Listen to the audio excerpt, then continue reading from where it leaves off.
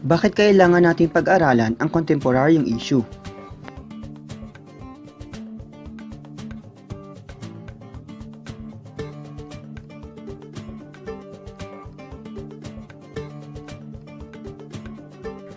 Bilang mag-aaral, mahalagang magkaroon ka ng malawak na kaalaman sa mga issue at hamong panlipunan upang maunawaan ang mga sanhi at bunga nito sa isang lipunan at sa bansa.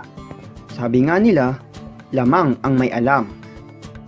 Mahalaga ring maunawaan na lahat tayo ay may bahaging ginagampanan sa pagkakaroon ng mga suliraning pangkapaligiran. Kailangan din nating malaman na lahat tayo ay apektado dahil tayo ay nasa iisang mundo.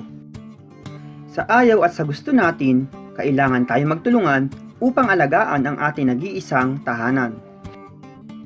Mahalaga ring maunawaan mo ang epekto nito sa individual, sa iba't ibang pangkat ng tao, at sa lipunan sa kabuuan.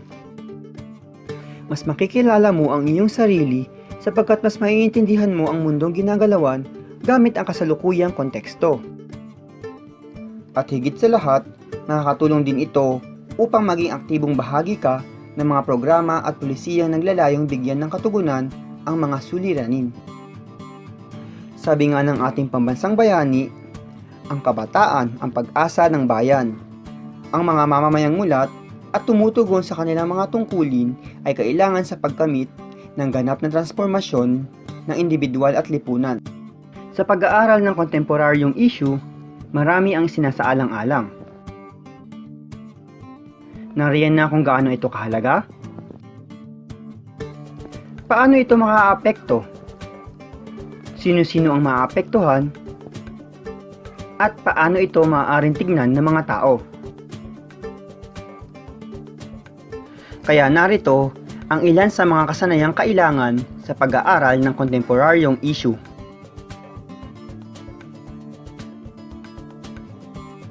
Una ay ang pagkilala sa primarya at sekundaryang sanggunian. Ang primaryang sanggunian ay ang pinagkunan ng mga impormasyon na pawang orihinal na tala ng mga pangyayaring isinulat. Ito ay ginawa mismo ng mga taong nakasaksi sa pangyayari. Halimbawa nito ay mga journal, legal na dokumento, guhit, at larawan. Ang sekundaryang sanggunian naman ay ang mga impormasyon o interpretasyon batay sa primaryang pinagkunan o mga sulat ng mga taong walang kinalaman sa pangyayari.